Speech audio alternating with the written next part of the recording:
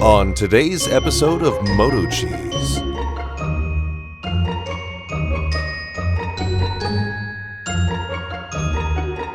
That's right. Check this out. Picked up this Newentor wireless weather station. My old one was failing on me. Wasn't updating the temperatures and all that. But it is about 13 years old, so I figured it was time for a new one. After researching all different types, I decided to go with this one because it looked like it was the best value for the money. Multi-function buttons. So it comes with the weather station, color, LCD display, the outside sensor, power charger, user's manual, and a button function manual.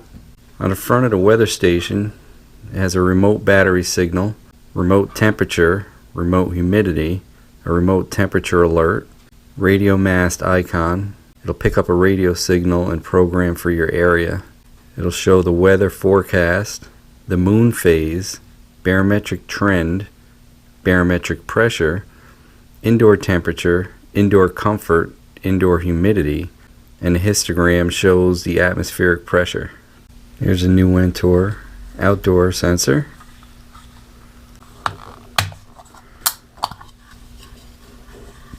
I get a couple AA batteries. There's Celsius or Fahrenheit, TX for transmit, and your 3 channels right there.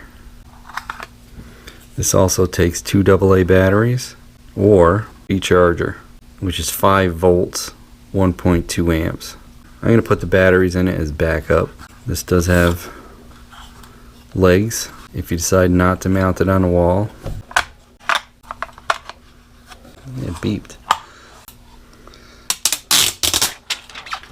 Oh, that's pretty. It looks like remote sensor is working. You can see it has its own little readout, which is kind of neat too. I like that.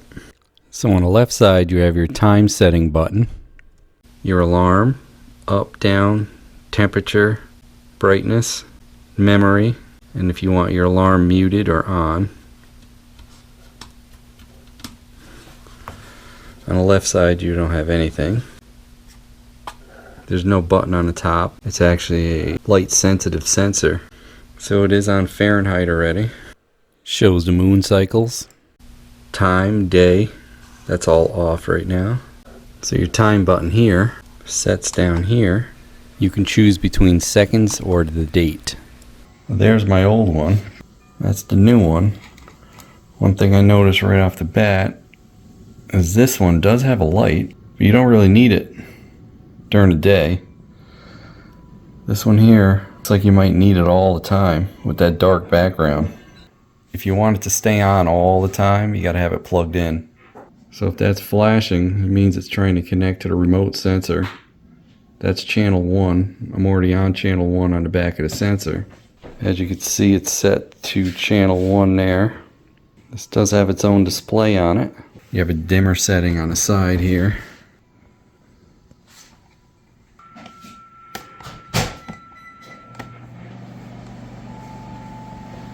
Now we're solid, and it's going to search for a radio signal. They can have 3 sensors at the same time. If you push this down arrow, it'll cycle through the other 2 sensors if you have one. If you see that little cycle, it'll cycle through all 3 if you have 3. So if you want to stop that, you got to go all the way back around to 1 and turn off that cycle button like that. So hold the time button at the top. You have a 12-hour, and you go up and down with the arrow, or a 24-hour readout. I am at -05, which is Eastern, but you can go up and down with the arrow to choose. Hit the time button again. Daylight savings time is on. It is 10:39, 2023. That's right. April 2nd, that's right. So that's set.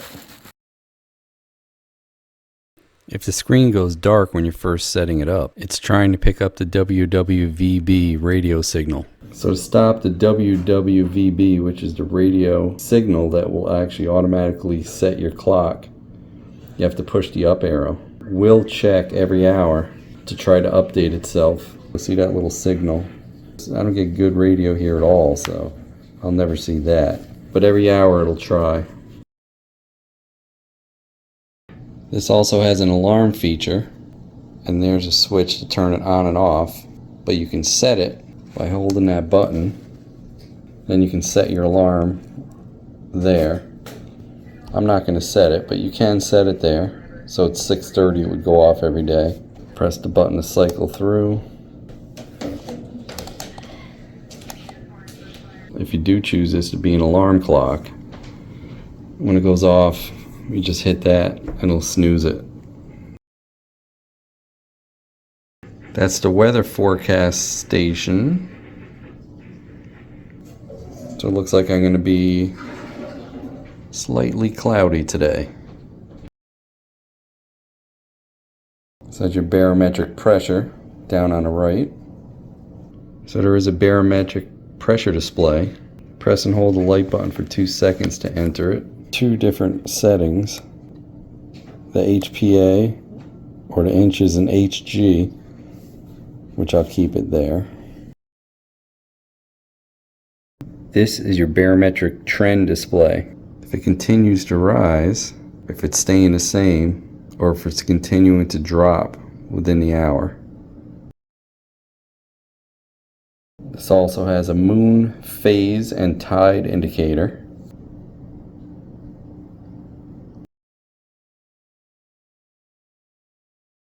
Your temperature indoor, your humidity indoor, and there's your comfort.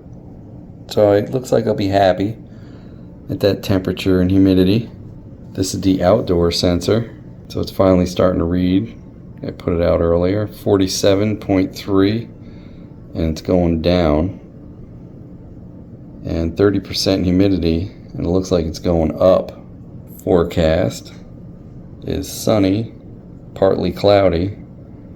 It looks like it might rain or something there, very slight. Trend doesn't seem to be going up and down for barometric pressure. That's the moon cycle. And that's about it. This also has a frost alert button. So if you click that, it'll turn on and off frost alerts. If you want to change the default settings for the frost alert, hold this button for 2 seconds. If it's over 158 degrees, you're going to get an alert. That's probably good. And if it's below 40 below, you'll get an alert. So it's really not a frost warning, it's temperature warnings for high and low. So that's kind of a neat feature. Let's see. Let's say if it gets to be over 95. Now I'll put 100. And then the low, say if it hits 0, then we know it's cold. And then hit it again, and it's on with alerts on. There's also a memory button if you want to look at the last 24 hours. So once to show maximum temperature and humidity, twice to show minimum temperature and humidity, 3 times to return to the current temperature and humidity.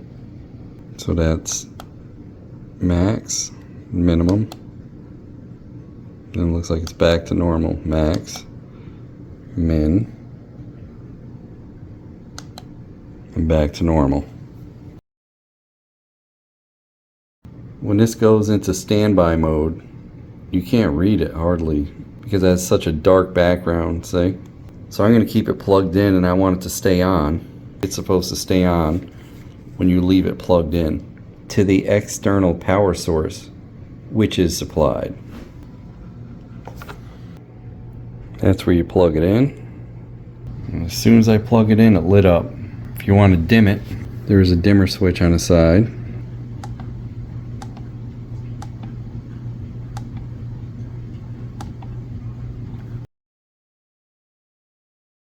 So I'm going to monitor this and see how it works. Let it run a few days and I'll get back to you guys. Day 3. So I've had it running a few days. I do like it. Seems pretty accurate on a forecast. I never did get the signal for the atomic clock. I don't think I ever did on any of them I've owned. So if you guys are interested, I put some links down below. And hopefully this will last me 13 years. Hey, don't forget to like, comment, and subscribe. We'd love to hear what you have to say. Hit that bell if you want new notifications on new videos. Links for products used are in the description and on MotoCheez.com. Thanks for watching.